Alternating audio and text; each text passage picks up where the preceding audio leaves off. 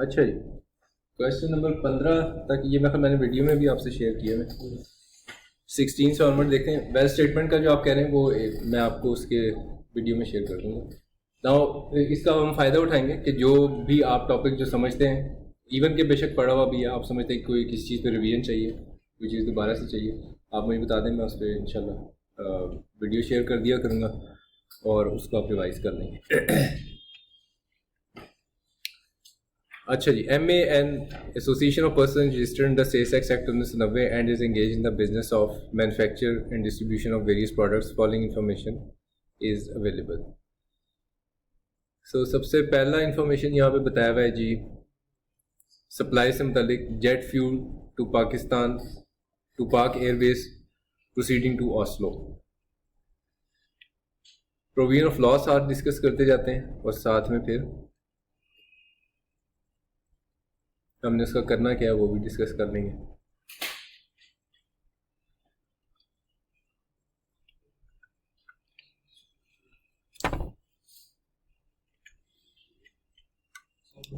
अच्छा जी, provision of law क्या है? प्रोविजन ऑफ लॉ ये है, ये देखें, जीरो रेटेड में हमने एक आइटम पढ़ा हुआ था, क्या? Provision and stores on conveyance proceeding to destination outside Pakistan as mentioned plan फ्ला। किसी भी कन्वेंस को आपने कोई स्टोर्स को प्रोविजंस कुछ ही प्रोवाइड किए हैं और वो कन्वेंस, वो जो आइटम है, वो जो कन्वेंस है वो कहाँ जा रही है? To a destination outside Pakistan. तो वो आइटम क्या तस्वर किया जाएगा? जीरो रेटिंग में फॉल करेगा। तो इससे हमने नतीजा क्या निकाला? नतीजा निकाला कि jet fuel to Pak Airways proceeding to Oslo 8 lakh रुपए का जीरो रेटेड आइटम है। इसलिए मैं इसको अपनी कैलकुलेशन बनाते हुए जेट फ्यूल को मेंशन कर दूंगा, इसको हाईलाइट करते जाते हैं। सो jet fuel to Pak Airways, ठीक है जी। तो इसको जीरो रेटेड आइटम 8 लाख रुपए से हम मेंशन कर लेते हैं। प्रोविजन ऑफ लॉ में समझ आ गई। Taxable goods to registered customers 5,90,000। 5,90,000 इसके अंदर कुछ एडजस्टमेंट दी हुई है सवाल में, तो हम इसकी एक वर्किंग बना देंगे अंदाजा से और फिर जो एडजस्टमेंट होगी उसके अंदर इनकॉर्पोरेट कर लेंगे। Taxable goods to unregistered customers, इसके ऊपर 17% और 3% से टैक्स होता है, तो 3,75,000, इसमें भी कुछ एडजस्टमेंट है, इसलिए मैं इसकी वर्किंग बना दूंगा। वर्किंग को फाइनल करके ये जो मैंने नोट्स बनाए हुए होंगे, यहाँ से फिर फिगर हम यहाँ पे अपने सवाल के अंदर ले आएंगे। Purchases taxable goods from registered suppliers 9,18,000, इसकी भी कुछ एडजस्टमेंट है सवाल में, तो मैं इसका वर्किंग नोट बना लेता हूँ और फिर जो एडजस्टमेंट होगी वो कर लूँगा। Taxable goods from unregistered supplier, इसका कोई रोल नहीं है क्योंकि कोई इनपुट टैक्स चार्ज नहीं होगा आपको अनरजिस्टर्ड पर्सन से खरीदारी करते हुए। Exempt goods from registered supplier, again इसका भी कैलकुलेशन में कोई रोल नहीं है क्योंकि एग्जाम्प्ट आइटम है। इंपोर्ट ऑफ रॉ मटेरियल 2,80,000, इसका बिल्कुल इनपुट टैक्स आप क्लेम कर सकते हैं और जो इंपोर्ट्स हैं इसको हम यहाँ पे लिख लेते हैं, ये ग्रॉस वाले आइटम है। जितनी भी परचेज है उसको हम पहले यहाँ पे एक दफ़ा रोक लेते हैं ताकि उसकी एलोकेशन बनाई जा सके इस और इसके दरमियान। अब फर्दर इंफॉर्मेशन क्या है जी? Taxable goods purchase from registered suppliers include furniture 45,000 which was required for use in office of marketing manager. तो ये परचेज की बात हो रही है, सेल की, परचेज की। किससे खरीदा आपने? Registered supplier. इसका मतलब ये 9,18,000 से मुतल्लिक इन्फॉर्मेशन है। 45,000 रुपये का आपने फर्नीचर खरीदा है, तो 45,000 रुपये का जो फर्नीचर खरीदा है, क्या इसका इनपुट टैक्स आप क्लेम कर सकते हैं या नहीं? तो which input tax is adjustable में आप जाएंगे, टैक्स क्रेडिट्स नॉट अलाउड को देखेंगे और इसमें आपको लिखा हुआ नजर आएगा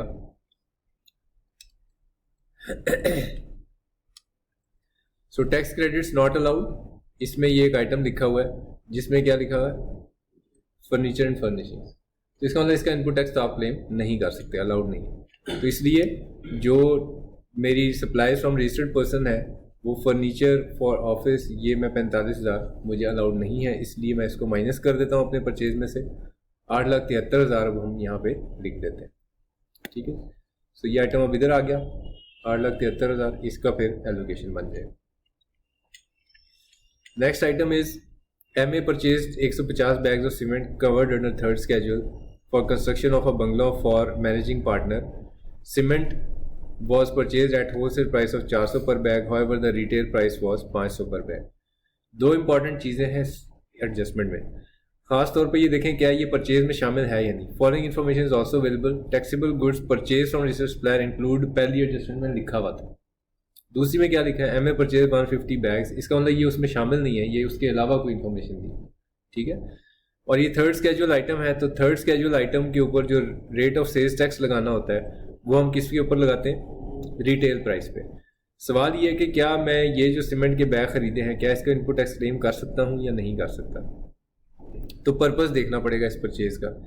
ये आपने सीमेंट बैग ख़रीदा है किस लिए, क्योंकि आप बंगला बना रहे हैं किसका, मैनेजिंग डायरेक्टर का, मैनेजिंग पार्टनर का. तो इसका मतलब ये तो कोई टैक्सेबल एक्टिविटी के लिए मैंने ख़रीदारी नहीं की. ठीक है. So goods and services not related to taxable supplies, इससे तो इसका ताल्लुक ही नहीं है, तो इसलिए इसका टैक्स क्रेडिट मुझे अलाउड नहीं होगा. तो इसलिए इस आइटम को मैं सिंपली इग्नोर कर दूंगा और सिर्फ लिख दूंगा जी कि इसका तो इनपुट टैक्स ले ही नहीं सकते, इसलिए इसको कुछ नहीं करना है. अगर ये taxable goods from registered supplier में शामिल होता तो मैं इसको वहां से निकाल देता. थर्ड एडजस्टमेंट है advance of 2,68,000 was made to Nomi corporation for purchase of packing material. खरीदारी के लिए आपने 2,68,000 का एडवांस पे किया. सप्लाई की डेफिनेशन में अब ये नहीं आता, क्योंकि सप्लाई की डेफिनेशन से अब पेमेंट निकल चुकी भी है. थर्ड एडजस्टमेंट में क्या है जी, एडवांस. अब इसके लिए ना आपने एक दफ़ा, मैं इस वीडियो में इसलिए कर रहा हूँ, आप जब भी देखेंगे आपको वो रेफरेंसेस ताकि पता हो. तो इसमें हमने सप्लाई का जो डेफिनेशन पढ़ा था ना, time of supply, sorry time of supply में गुड्स जब डिलीवर हों और मेड अवेलेबल हों तब वो सप्लाई ट्रीट होता है और तभी उस पर सेल्स टैक्स की इम्प्लीकेशन आती है. पेमेंट का कोई ताल्लुक नहीं. तो अगर आपने कोई एडवांस पे किया है नोमी कॉर्पोरेशन को तो वो आपकी परचेज के तौर पे नहीं लिखा जाएगा. ठीक है, परचेज के तौर पे नहीं लिखा जाएगा क्योंकि एडवांस अब सेल ट्रीट नहीं होता. पहले था, इससे पिछले टैक्स ईयर की अगर आप सोल्यूशन देखेंगे इसी सवाल का तो यहाँ पे वो अमाउंट आएगी क्योंकि पेमेंट को सप्लाई ट्रीट किया जाता था. अब ये ख़त्म कर दिया. तो अगर आपने किसी को पहले से पेमेंट कर दी है और गुड्स आपको अभी नहीं मिले तो वो आइटम इसका मतलब ख़रीदा नहीं गया. Number 4 adjustment taxable goods to unregistered customer include goods worth 2 lakh sold to cottage industry in Bela. The rest of the goods were sold to education institution in Zob. बहुत इस सवाल की सबसे इंपॉर्टेंट एडजस्टमेंट यही है, ध्यान से इसको पढ़ लें. टैक्सेबल गुड्स आपने किसको सप्लाई की है, अनरजिस्टर्ड कस्टमर को, मतलब 17% और 3% फर्दर टैक्स. इसमें अब चूंकि ये लिखा हुआ है taxable goods to unregistered customer include का वर्ड शामिल है, तो इसका मतलब ये कि आपके ऊपर जो सेल्स है कौन सी वाली, ये वाली taxable goods to unregistered customer, इस 3,75,000 में शामिल है दो चीज़ें. वो क्या दो चीज़ें हैं, नंबर 1 2 लाख रुपए की चीज़ें जो आपने कॉटेज इंडस्ट्री को बेची. तो कॉटेज इंडस्ट्री को जो सेल करते हैं उसका ट्रीटमेंट क्या होता है, ये भी हमने डिस्कस किया था ना, कि हम उसको क्या करते हैं, कॉटेज इंडस्ट्री पे मैंने आपसे भी बात की थी थोड़ी देर पहले.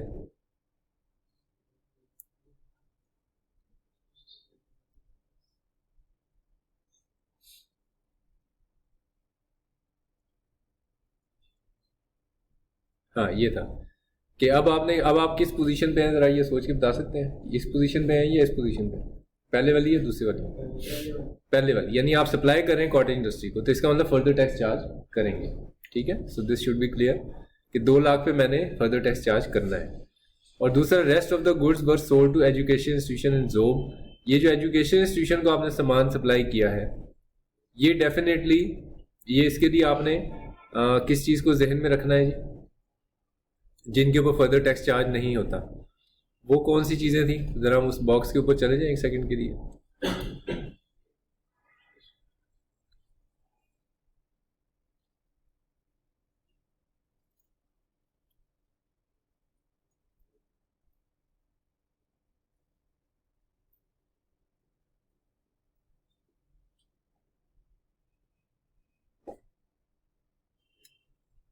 ये देखिए, ये जो रेड बॉक्स मैंने आपको इंपॉर्टेंट करके बताया था, इसको ज़रा एक दफ़ा आप गौर से देखेंगे. तो ये जो एजुकेशन इंस्टीट्यूशन है ये बेसिकली क्या है, ये एंड कंज्यूमर है. ठीक है, तो जो एंड कंज्यूमर है उसके केस में supply of goods directly to end consumer including food, beverages, fertilizers and vehicles. तो कोई भी गुड्स जो आप सप्लाई कर रहे हैं, या वो रिटेलर सप्लाई एंड कंज्यूमर को, या आप डायरेक्टली सप्लाई करें, तो वो उस कैटेगरी में फॉल करता है जिसके ऊपर फर्दर टैक्स चार्ज नहीं होगा। तो इस एडजस्टमेंट का फैसला क्या किया हमने, सबसे इंपॉर्टेंट एडजस्टमेंट है इस सवाल की, कि जो अनरजिस्टर्ड पर्सन को आपने सेल किया है 2 लाख रुपए पे फर्दर टैक्स चार्ज होगा और बाकी पे फर्दर टैक्स चार्ज नहीं होगा। तो टोटल सामान कितना है, 375 का। सो 375 में से 2 लाख पे फर्दर टैक्स चार्ज करना है और बाकी पे नहीं करना, ठीक है। सो अब मैं इसकी यहाँ पे एडजस्टमेंट बना देता हूँ जी। एडजस्टमेंट में क्या बनाऊंगा कि ये जो 375 का सामान था, इसमें से 2 लाख जो है इसके ऊपर तो फर्दर टैक्स चार्ज होगा 17% और 3%, और जो बाकी का है उस पर उसके ऊपर फर्दर टैक्स चार्ज नहीं होगा, बल्कि सिर्फ और सिर्फ कितना होगा, 17%। तो जो बाकी है वो कितना बचता है, ये 1,75,000 था, तो 1,75,000 को मैं उठा के किधर लिख देता हूँ, यहाँ पे लिख देता हूँ, ताकि ये उन आइटम में शामिल हो जाए जिसके ऊपर सिर्फ और सिर्फ 17% ही चार्ज होना है। आगे point number 5, on 15 February 2016 MA signed an agreement with BT, a registered customer, for sale of goods worth 2,90,000। On 20 February 2016 the goods are made available to BT, however BT took delivery of goods on 5 March 2016।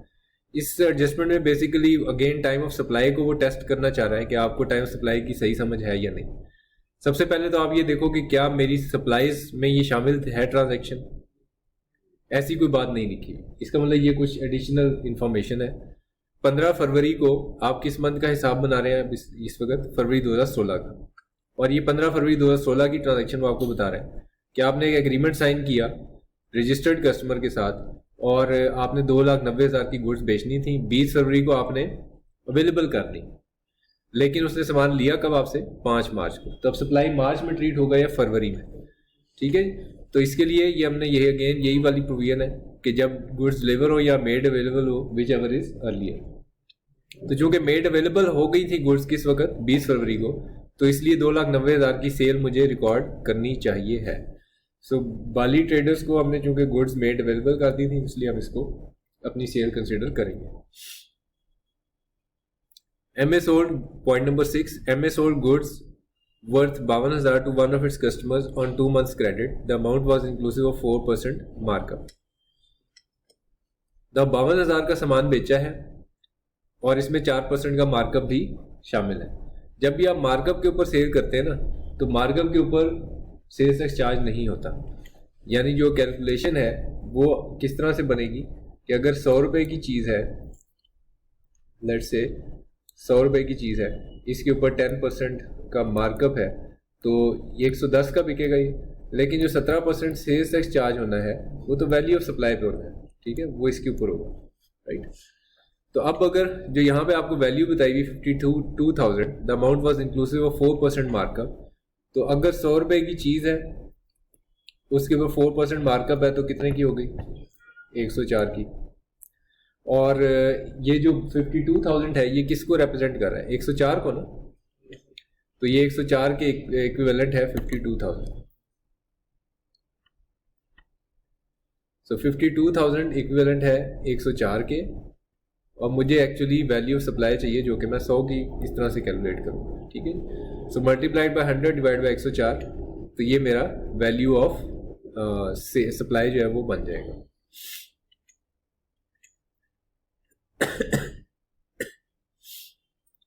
So 52,000 multiplied by 100 और divided by 104, तो ये cell on markup 50,000 बनेगा। ये हम अपनी sales में शामिल कर लेंगे।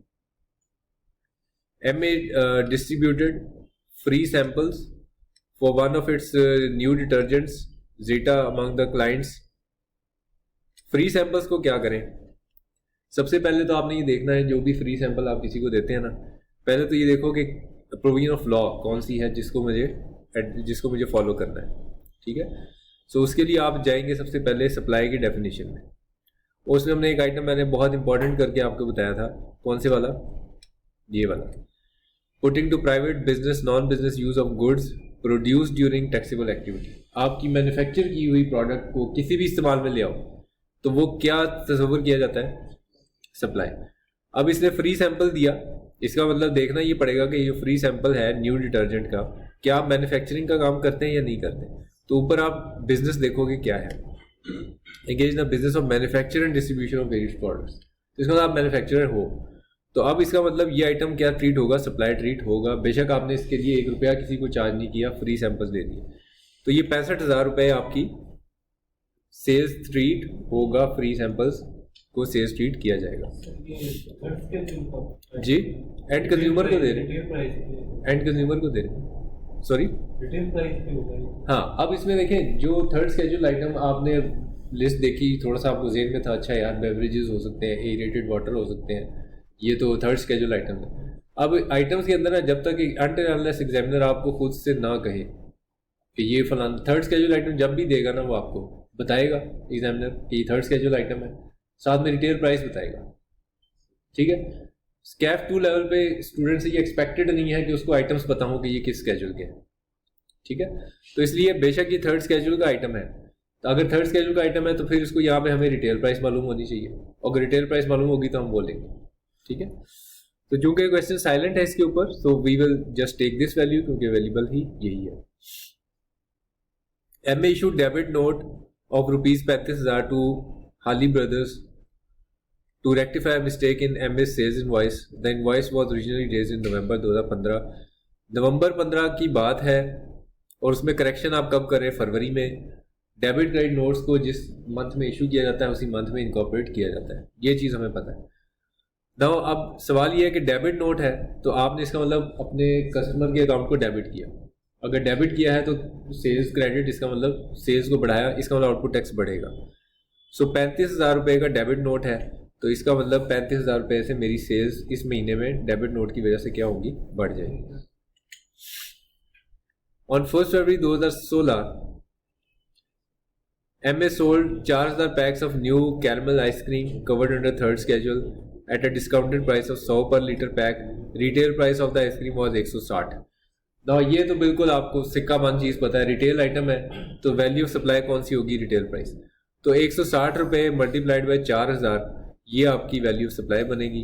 160 मल्टीप्लाइड बाई 4,000, ये वैसे भी end consumer third schedule item है तो इसके ऊपर फर्दर टैक्स चार्ज नहीं होगा। Sales tax credit brought forward from जो पिछले महीने से आया वो कितना था, 2,45,000। This amount was inclusive of input tax of 1,20,000 paid on chemical which could not be use before the expiry date and was consequently destroyed. तो आपका कुछ इनपुट टैक्स है कितना, 2,45,000 का। तो वो इनपुट टैक्स हम कहाँ लिखते हैं, हम अपने इनपुट टैक्सेस में शामिल कर देते हैं उसको यहाँ पे, ठीक है। लेकिन अब एक और प्रॉब्लम ये है कि वो इनपुट टैक्स जो है उसमें कुछ ऐसा इनपुट टैक्स भी है जो किसी ऐसे केमिकल पे था जो डिस्ट्रॉय हो गया, ठीक है। सो ये डिस्ट्रक्शन ऑफ गुड्स में हमने पढ़ा था कि जो भी गुड्स आप डिस्ट्रॉय कर देंगे उसका इनपुट टैक्स एडमिसिबल नहीं होगा। तो यहाँ से अब मैं नतीजा क्या निकाल रहा हूँ, नतीजा मैं ये निकाल रहा हूँ कि total input tax brought forward कितना है, 2,45,000, लेकिन उसमें से 1,20,000 का मैं इनपुट टैक्स नहीं क्लेम कर सकता, तो उसको निकाल देते हैं। तो बाकी कितना बचेगा, 1,25,000। तो वो जो 1,25,000 है वो अब हम यहाँ पे अपने इनपुट टैक्स में ब्रॉड फॉरवर्ड के तौर पे लिख लेंगे, ठीक है जी। So we are done with all the figures.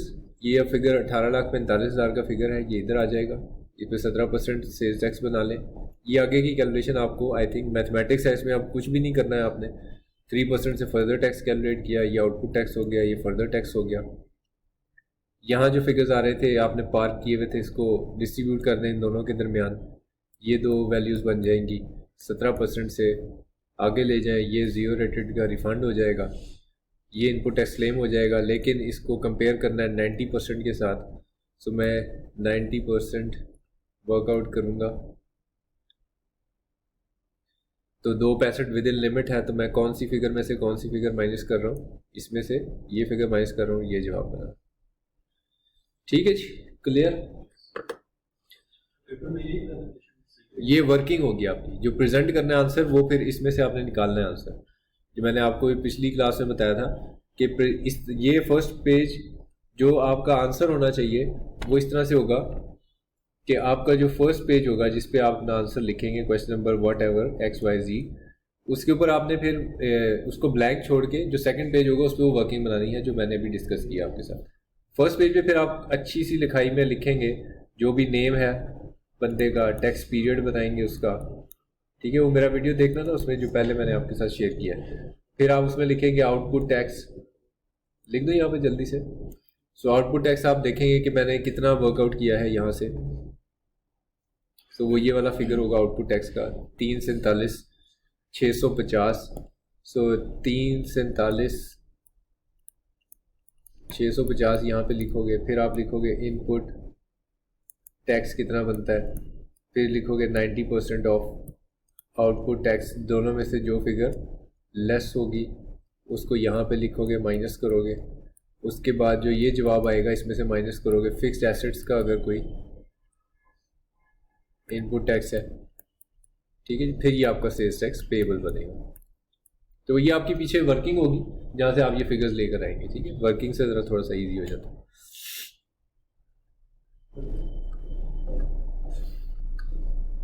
सो ये जिस वक्त मैं रिकॉर्डिंग शेयर करूँगा ना आपके साथ, तो मैं इसके डिस्क्रिप्शन में वो वाला वीडियो डाल दूँगा, उसका लिंक जिसमें मैंने ये प्रेजेंटेशन डिस्कस की हुई है, ठीक है। ओके जी, क्वेश्चन नंबर 17 देखें।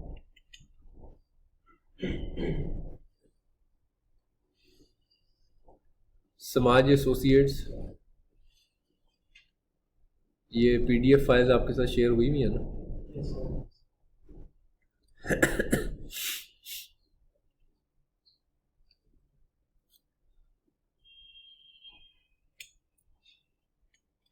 अच्छा जी, अब मेरा बेसिक देखें, एक बेसिक स्केल अब आपको समझ आ जानी चाहिए सेल्स टैक्स के सवाल में। Will focus on tricky areas only. उन ट्रिकी एरियाज में अगर आप गलती नहीं करेंगे तो बाकी चीज़ों के ऊपर आपकी गलती करने का चांस वैसे ही कम है, ठीक है। तो उसको आपने प्रैक्टिस करते जाना है साथ साथ। मैं अब उन एरियाज को सवालों में आगे फोकस ज़्यादा करूँगा जो नए हैं या जो जिसके ऊपर आपका गलती का चांस ज़्यादा हो सकता है। ऐसे registered under sales tax act 1990 and is engage the business of manufacturing trading blah blah following information is extracted supplies to registered person। पता है मुझे 17% से मैं सेल्स टैक्स चार्ज करता हूँ। अनरजिस्टर्ड पर्सन 17 और 3%। पर्सन रजिस्टर्ड एज एक्सपोर्टर, ये एक ट्रिकी एरिया जी, मैं इसके लिए यहाँ पे लिख रहा हूँ इंपॉर्टेंट चीज।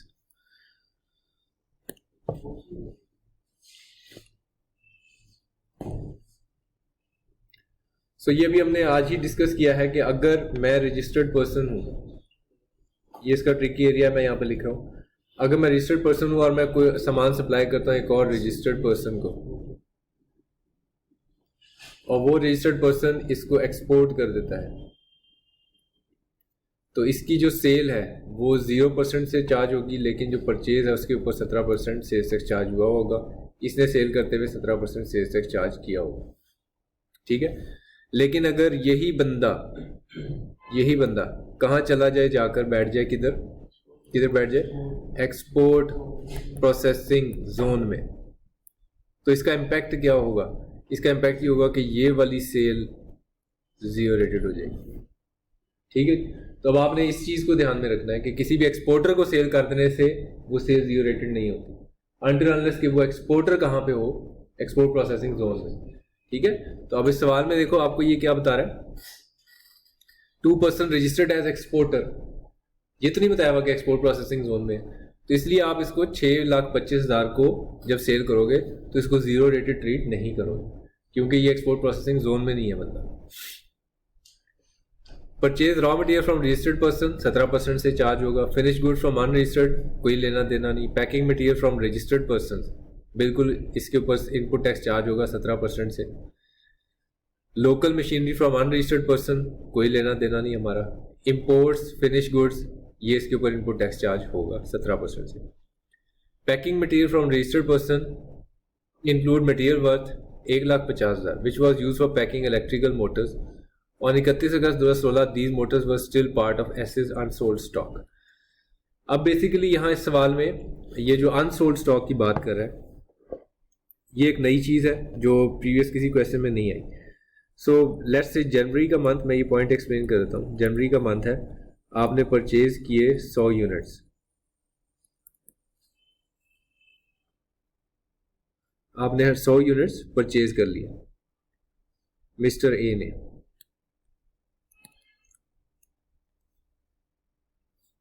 चलो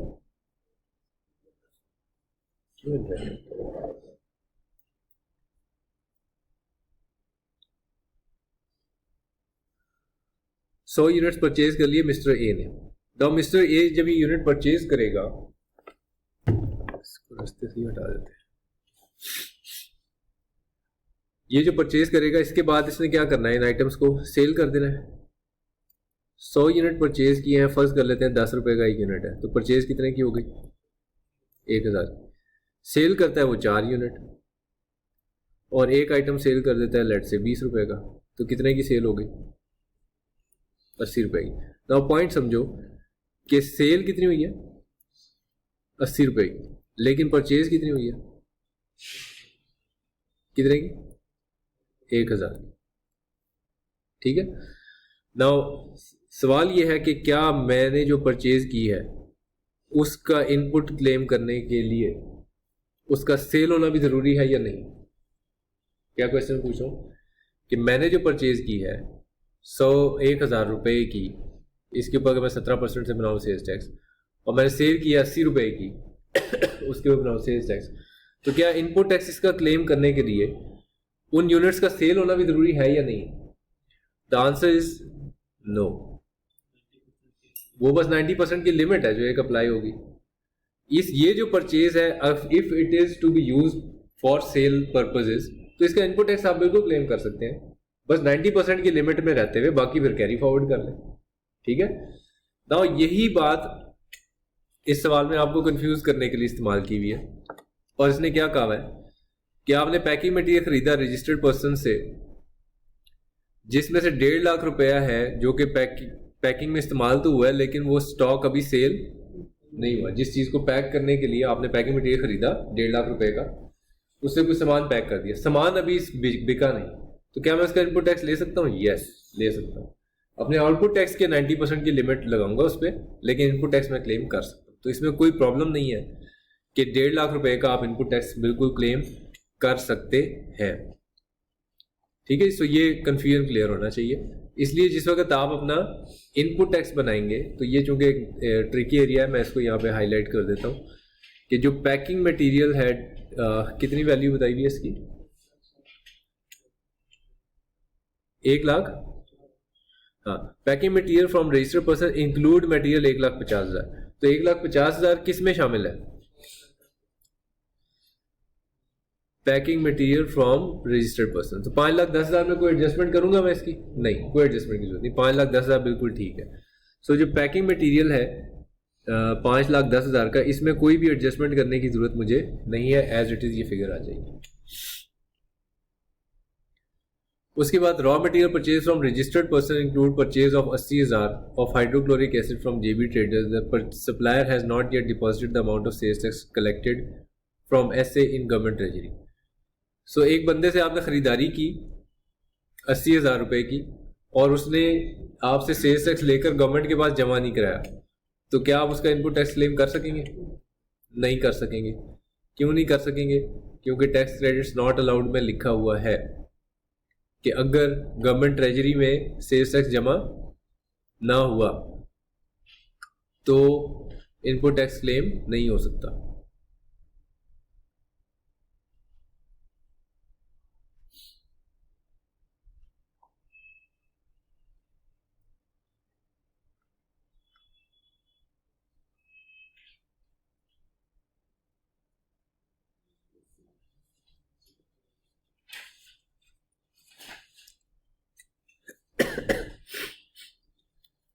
सो गवर्नमेंट ट्रेजरी में अगर सेल्स टैक्स जमा नहीं कराया, आपने किसी खरीदारी की, उसको सेल्स टैक्स अदा किया, उसने अगर गवर्नमेंट को जमा नहीं करवाया, तो अब आप इनपुट टैक्स क्लेम नहीं कर सकते। Sales tax of rupees following are also pertinent, जो कि ये ऊपर टेबल में शामिल नहीं है इन्फॉर्मेशन, वो नीचे ये 4-5 पॉइंट्स दिए हुए। Sales tax of rupees 70, 45, 68,000 was paid in cash on electricity, gas and telephone bills. ये अब अमाउंट देखो किस चीज़ की है, सेल्स टैक्स की है, तो इसके ऊपर कोई रेट अब लगाने की ज़रूरत नहीं है। 70, 45 और 68 हज़ार को सीधा सीधा इनपुट टैक्स के तौर पे ले जाएंगे आप। सो 70 यूटिलिटी बिल्स के ऊपर ये इकट्ठी अमाउंट हो जाएगी, 1,83,000 बन जाएगा इन तीनों को जमा करेंगे तो। ऐसे purchase high quality cables and wires 2.5 lakh from registered suppliers. Cables and wires से मुतल्लिक आपको कौन सी एडजस्टमेंट ज़हन में रखनी है? हाँ जी, नंबर 10, ये परमानेंटली अटैच चीज़ें जो है इसका इनपुट टैक्स नहीं होता, ऐसे ही है। लेकिन किस वक्त होता है?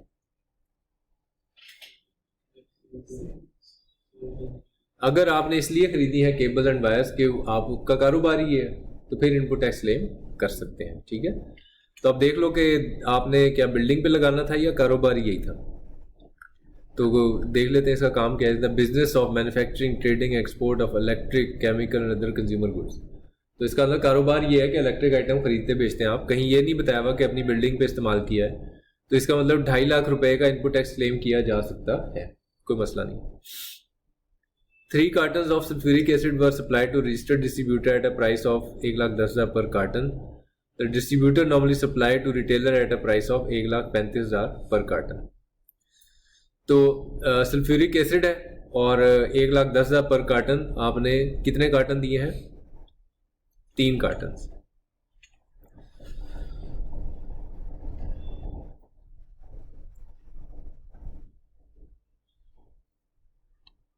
इसकी मैंने कोई एडजस्टमेंट बनाई हुई है?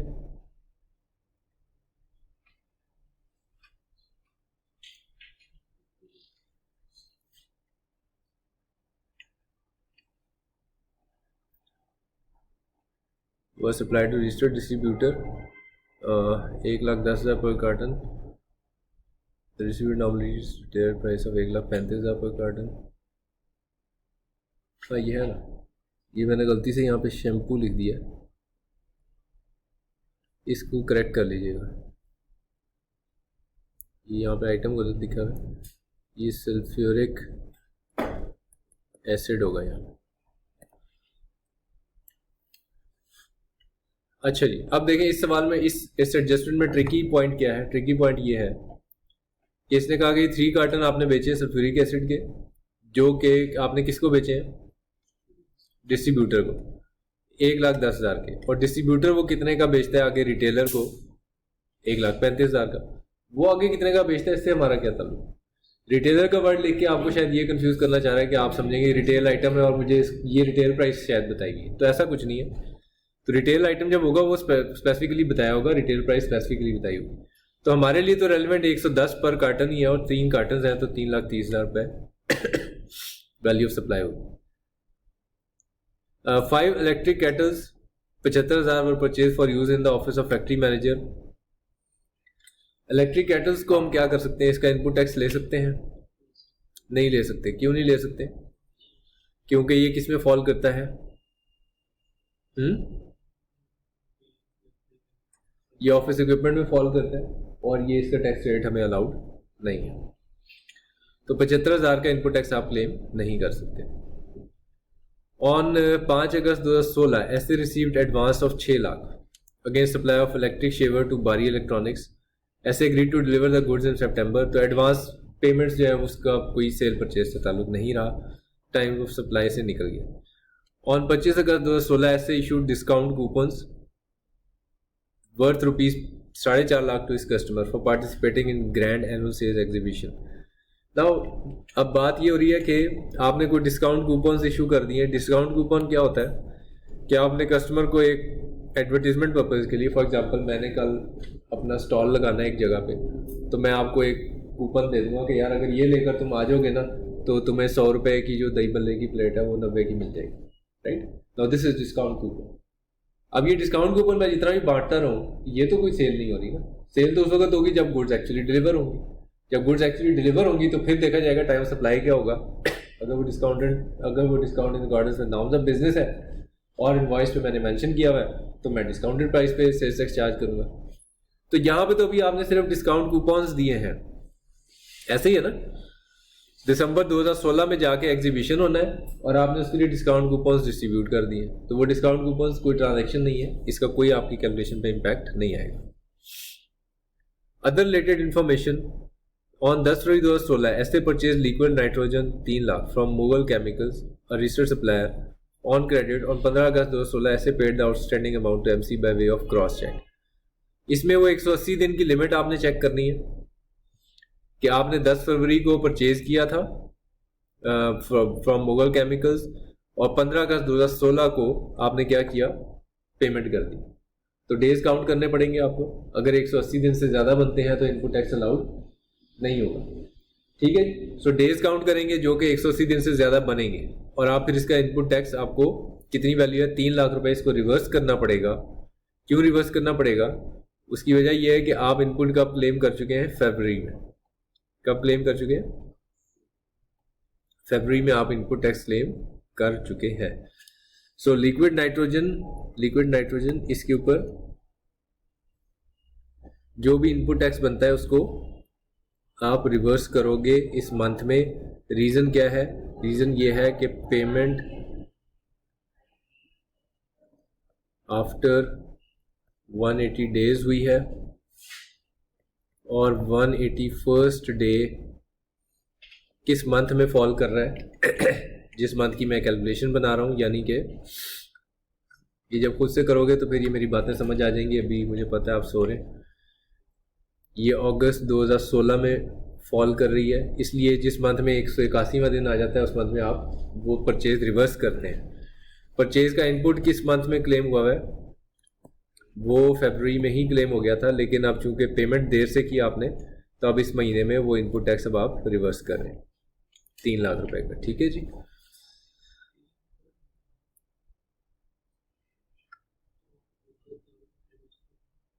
हाँ, कोई सवाल है? पेमेंट तो कर दिया था। पेमेंट कर दें बेशक, लेकिन अगर 180 दिन के बाद की है पेमेंट तो वो इनपुट टैक्स अलाउड नहीं है। 181वें दिन अगर पेमेंट की है तो इनपुट अलाउड नहीं है। थोड़ा सा ये इनकम टैक्स से मामला डिफरेंट है। इनकम टैक्स में क्या होता है, अक्रूवल बेसिस पे एक एक्सपेंस बुक कर लिया, एक्सपेंस ट्रीट हो जाएगा। 3 सब्सिक्वेंट टैक्स ईयर में पेमेंट करनी है, अगर नहीं किया तो चौथे सब्सिक्वेंट टैक्स ईयर में वो इनकम बन जाएगा। लेकिन उसके बाद दोबारा अगर पे कर दोगे तो दोबारा एक्सपेंस भी बन जाएगा। सेल्स टैक्स में ऐसा नहीं है। अगर आपने पेमेंट की है 180 दिन के अंदर किया तो इनपुट टैक्स ओके है, जब भी क्लेम किया था पीछे। लेकिन अगर 181वां दिन आ गया और आपने उसके बाद पेमेंट की तो फिर वो इनपुट टैक्स अब आपको दोबारा नहीं मिलेगा, ठीक है, वो डिसअलाउड। उस पर कॉन्डोनेशन फिर लेनी पड़ती है, परमिशन लेनी पड़ती है डिलेड पेमेंट की। अच्छा जी, उसके बाद सेकंड, इन अप्रैल 2016 ऐसे inadvertently charge sales tax of 58,000 instead of 85,000। तो किसी कस्टमर को कितना चार्ज करना था 85, लेकिन कर कितना दिया 58। On supply of chemicals to one of the registered customers, so far SA has not obtained permission from commissioner inland revenue for revision of return. अच्छा जी, यहाँ पे अब एक चीज़ आप याद रखेंगे, प्रैक्टिस की बात है। ऑल्दो आपसे एग्जामिनर वो टेस्ट भी नहीं कर रहा जो मैं अभी पॉइंट बता रहा हूँ, लेकिन मैं वैसे आपके नॉलेज के लिए एक चीज़ शेयर करूँ। वो ये कि हमने एक चीज़ पढ़ी है कि अगर जनवरी के मंथ में मैंने कोई परचेज की और उसका मैं इनपुट क्लेम करना भूल गया तो मैं फरवरी, मार्च, अप्रैल, मई, जून, जुलाई 6 सब्सिक्वेंट टैक्स पीरियड में जब भी याद आ जाए मैं इनपुट क्लेम कर सकता हूँ, ठीक है। लेकिन ये किसके केस में है? सेल के केस में ऐसा नहीं है। जनवरी के मंथ में मैंने एक सेल की और मैं उसको रिपोर्ट करना भूल गया, तो अब उसके लिए मुझे जनवरी के मंथ का ही रिटर्न रिवाइज करना है, इसको करेक्ट करना है मुझे। और इसके लिए मुझे परमिशन लेनी किससे? कमिश्नर से। रिटर्न तो रिवाइज में अब हो सकता है मुझे याद आया जाके अगस्त में कि यार ये तो जनवरी की परचेज थी, मैं सेल थी, मैं तो रिपोर्ट ही करना भूल गया। तो इसके लिए आप कमिश्नर से परमिशन मांगेंगे, वो आपको अलाउ करेगा तो आप रिटर्न रिवाइज कर देंगे। लेकिन जो आउटपुट टैक्स है ना, जो कि आप अदा नहीं आपने किया, वो फौरन अदा करना है। वो जो ही आपको याद आया वो आपने पे करना है। रिटर्न में जाके रिपोर्ट कर लेना बाद में रिवीजन जब होगी, ठीक है। तो इसलिए नतीजा क्या निकला? इन April 2016 SA inadvertently charged sales tax of 58,000 अप्रैल में एक ट्रांजेक्शन की थी, 58,000 सेल्स टैक्स चार्ज किया। एक्चुअली कितना करना था? 85। तो कुछ जितना कम चार्ज किया वो तो फ़ौरन इस महीने में पे करो आप, ठीक है। तो जितना कम पे किया है उसको फ़ौरन से क्या ट्रीट करें, अपनी सेल्स के अंदर उसको दिखाएं कि जो आपने जो भी आउटपुट टैक्स आपने लेस चार्ज किया है उसको 27,000 रुपये को यहाँ आउटपुट टैक्स को लिखेंगे, ठीक है। रिटर्न में फिर रिवाइज कर लें जाके जब कमिश्नर से इजाज़त मिले। इन जुलाई 2016 अनएडजस्टेड इनपुट टैक्स 90% ज़्यादा 10,000 है। इसका हमें पता है ट्रीटमेंट क्या होता है, ये 10,000 इधर इनपुट टैक्स का पार्ट बन जाएगा। Okay, so this is it, this was about question number 17। इसको आप एक दफ़ा खुद अपने हाथ से सॉल्व करेंगे और फिर जो प्रॉब्लम हो वो मेरे से कमेंट्स में या व्हाट्सएप में पूछ लेंगे।